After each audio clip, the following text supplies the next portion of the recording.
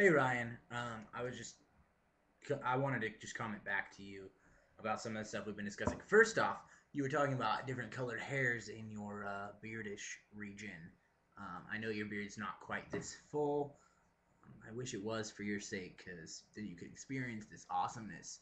But I also have had some miscolored hairs in my beard and my mustache actually too.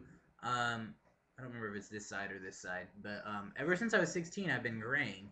I had one gray hair pop up at 16, and then more continuously have sprouted since then. And it started over here. I don't know if you can even see it, but there's a few gray hairs in there. Yeah, there's one. You can see it. Anyway, I started with that one, and then more sprouted up, and I noticed some in my beard when I was like 18, 17 or 18. So join the club on that. The miscolored hair is, I mean, melatonin doing weird stuff, you know. And also, I've been balding since 16, so that's pretty fun. So just wait till that starts happening. It'll be great.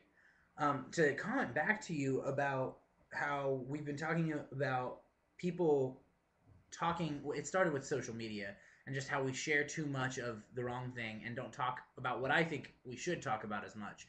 Which I mentioned religion, um, which I think is really important to talk about because it's important to people. Who is finally I'm sorry about the fuzziness, by the way. Just noticed my camcorder is recording really fuzzy. Who, the World Health Organization, has started to recognize spiritual health as an aspect of whole health, the health of an entire person. And if who is recognizing that as part of someone's health, then I think it's important to talk about. I mean, we talk about heart disease, we talk about everything else. Why don't we talk about spiritual health? Why don't we talk about God? Why don't we talk about what we need to talk about? That's my question. You had a good response. I completely agree with what you're saying. I think that the mindset is completely incorrect when it comes to culture, and I think that's true about a lot of things.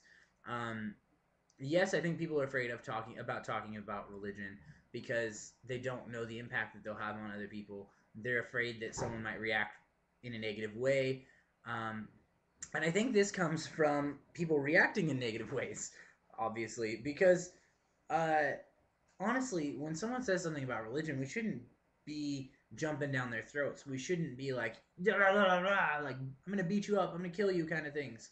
Although this is the response we get a lot of times, and like you said, a lot of wars have been fought over religion, and I think the important thing to do is recognize that every single person in the world wants to find the truth. Everyone wants to know the truth. Um, whether it's a Satanist or not, or a Christian or a Muslim, a Buddhist, everyone wants to know the truth. It's just a fundamental need we want is the truth.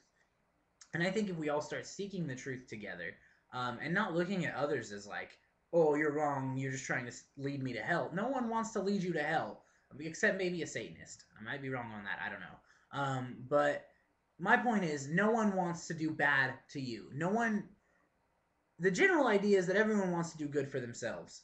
Honestly, having other people around makes you feel good. So know that other people want to do good for you. That's what everyone needs to take into these religious conversations, knowing that this person has my best and has their best interests at heart, which in kind of a way is my interests. And then we can start entering into discussions about religion and talking about God. And I think it's very important that we do so.